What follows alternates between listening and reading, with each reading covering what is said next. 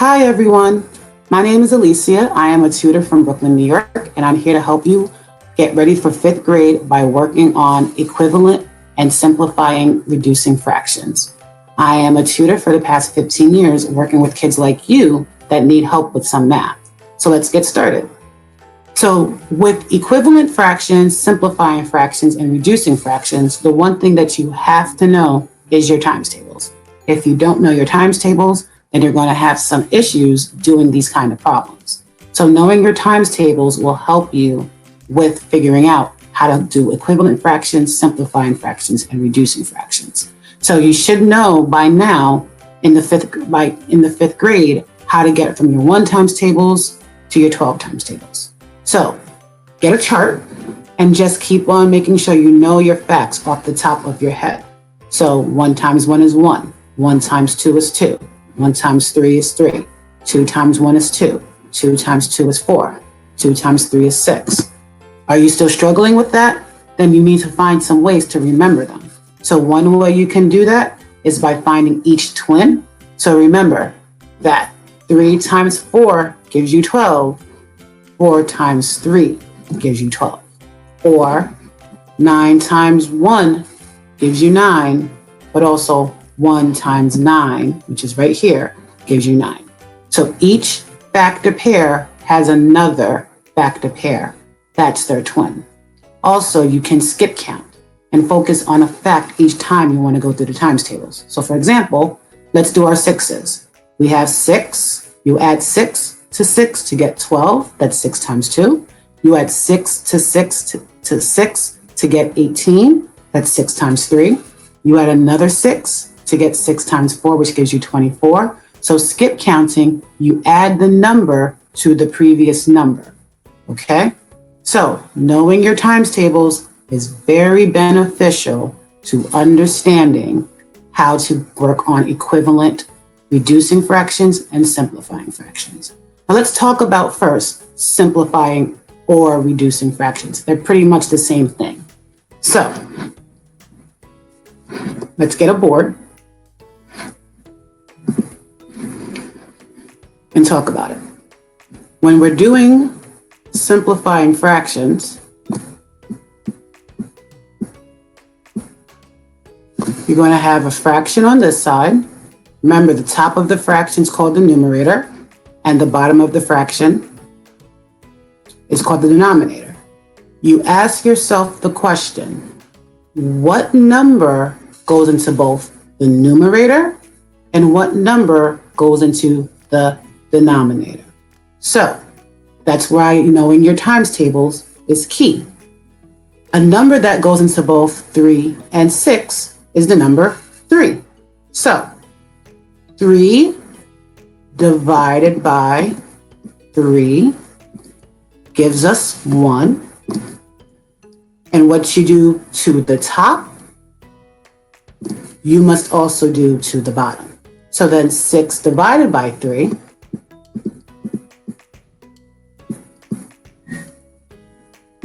gives us 2.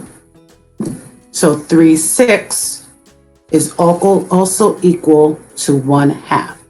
Okay? Let's do another one.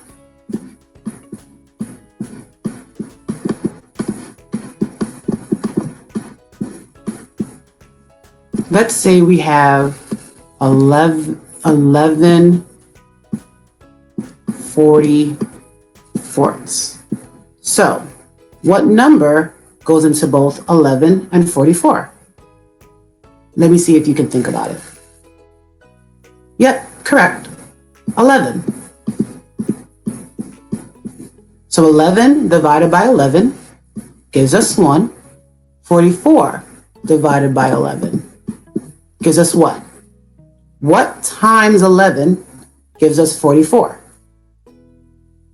Correct. The answer is going to be 4. So remember, you're asking yourself the question to reduce. That means the number is getting smaller. So when the number is getting smaller for simplifying and reducing, that means you are dividing. Because remember, division makes numbers smaller. multiplying makes numbers bigger, okay? Let's do one more.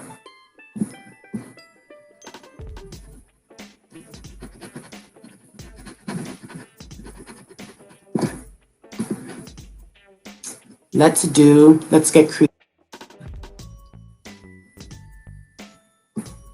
Let's try 20 on the bottom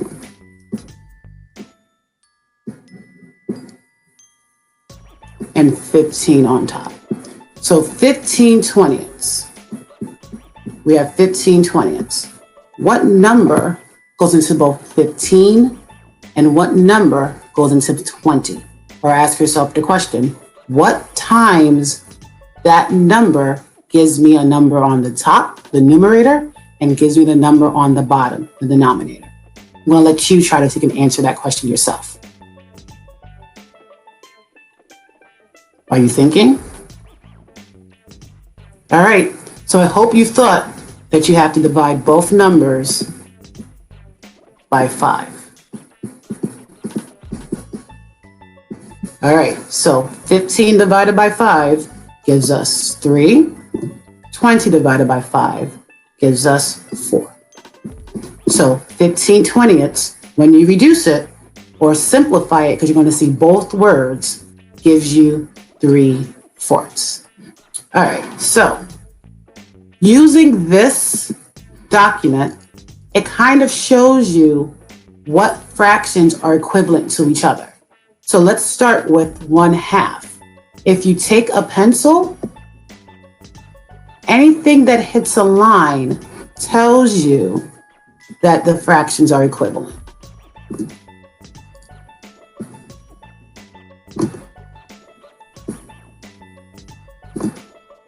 So when we take our pencil and draw straight down, we have 1/2 is equal to 2/4, which is equal to 3/6, which is equal to 4/8, which is equal to 6/12. Now, with equivalent fractions, you can work going up or you can work going down. Now you're asking, what does Miss Alicia mean by that?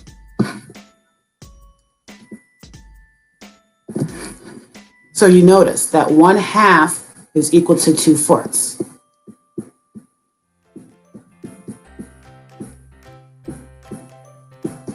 So you may have a question that says 1/2 gets you to 2/4 if you times both the top and the bottom by 2, okay?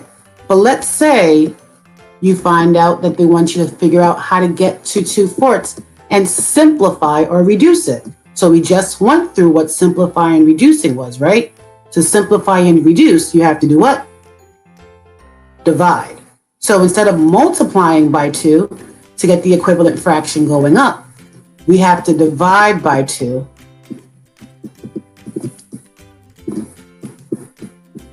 to get the equivalent fraction going down.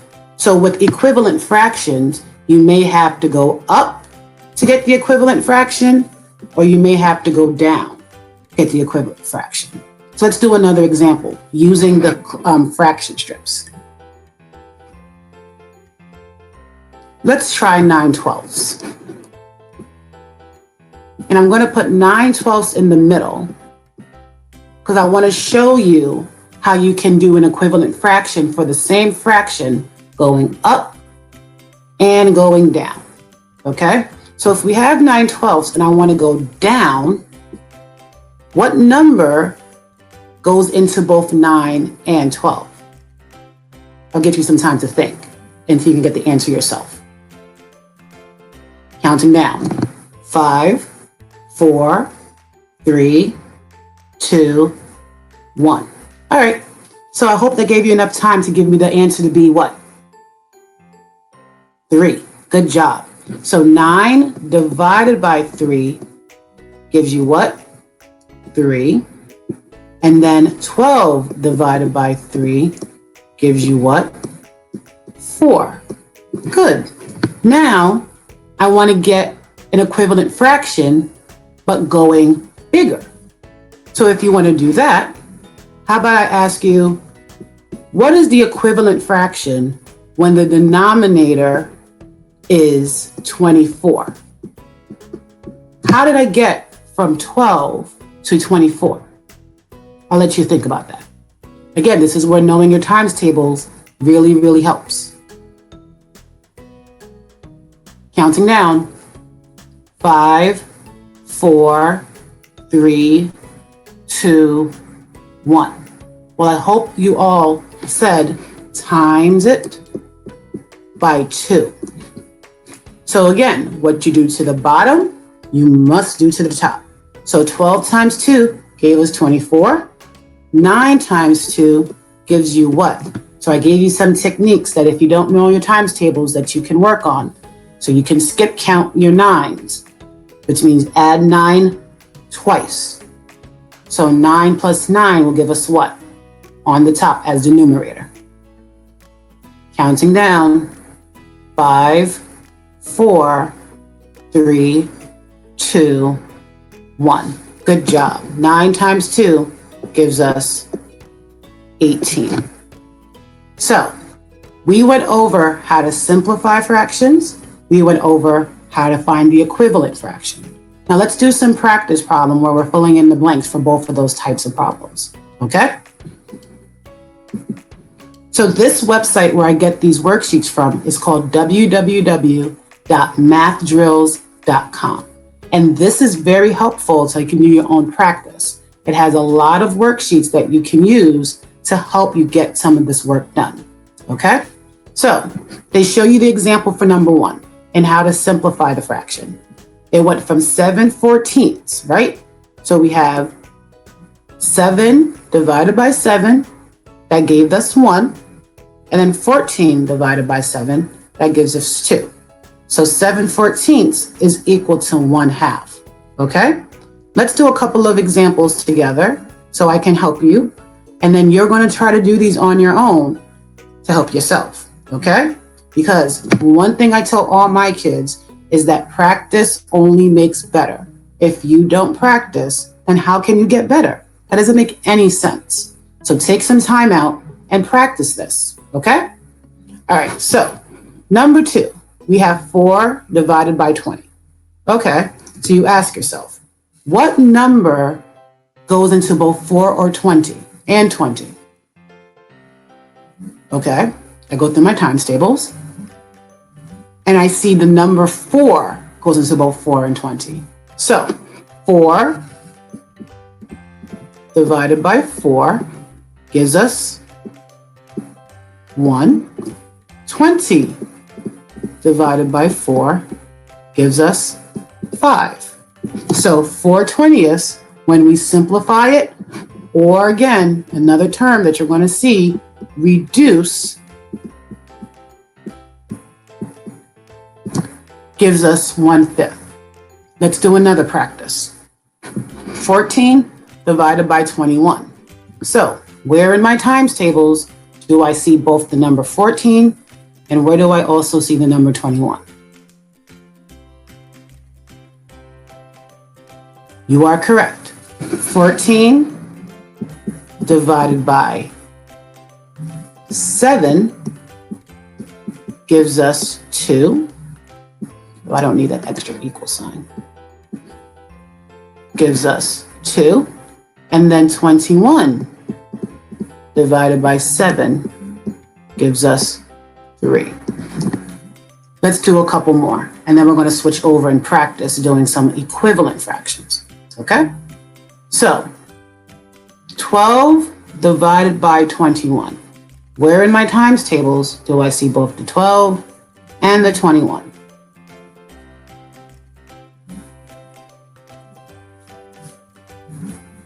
Oh yeah, I see both 12 and 21 in my 3 times tables. So 12 divided by 3 gives us 4. 21 divided by 3 gives us 7. Notice how clean I'm trying to keep the math. You want to make sure that you understand that you have to put what you do here has to be the same number that you put down there. What you do is to the numerator, it's what you do to the denominator. What do you do to the denominator? You do to the numerator. These numbers have to be the same, okay? We'll do one more, and then we're going to switch over to equivalent fractions. So where do I see 12 and where do I see 18 in my times tables? And it has to be in the same times tables. Oh yeah, 3. So 12 divided by 3 gives us 4. And 18 divided by 3 gives us 6. But notice, in the directions it says, simplify each fraction to its lowest terms. Is there a number that you can put for the 4 and the 6? Yes, there is. You can see 4 and 6 in your 2 times tables. So 4 divided by 2 gives us 2. And 6 divided by 2 gives us 3. Now, with math, you kind of want to get to the answer as quick as possible. So you think in your head, what is the greatest common factor that both 12 and 18 share? So when you go through your factor pairs, 12 has 1, 2, 3, 4, 6, and 12. And then 18 has 1, 2, 3, 6, 9, 18. So the highest number that both 12 and 18 share is actually 6. So instead of having to divide twice, you would only have to divide once if we made the division be 6. And that way you would still get 2/3. Okay? All right, so we just did 5 practice problems when it came to reducing / simplifying proper fractions. Now, how about we tackle doing some equivalent fraction work? So you notice that they have you fill in the blanks because they're giving you one numerator or one denominator that you have to give the answer to. And you're either going to have to go up or go down to figure it out. So let's start with the first one. We have 2 over a number is equal to 8 over 20. So we know how to get from 2 to 8 or how to get from 8 to 2. How do we go from either or? Good. You times 4 here. All right. So if 2 times 4 gives us 8, what times 4 would give us 20? I'm thinking for you. That's why my eyes went that way. But the correct answer is 5. 2 times 4 gives us 8. 5 times 4 gives us 20. Let's do the next one. What times 5 gives us 15? 5 times 3 gives us 15. 7 times 3 gives us what? Skip count. If 5 times 3 gave us 15, 15 plus 3 is 18. That gives us 6 times 3. 18 plus 3 gives us 21, which is 7 times 3. So 7 times 3, 21. Let's do 3 more, and then we'll call this a wrap. 8 times what gives us 32? Or what divided by 32 gives us 8? 8 times 4 gives us 32. So 1 times 4 gives us 4. All right, let's do 2 more. What times a number gives us 12? 4 times 3 gives us 12, while 12 times 3 gives us what? Good, 36. All right, that's for our last practice problem together. I want to see if you can do this. I'm going to give you 30 seconds to go through the steps. Yes, I'm keeping track.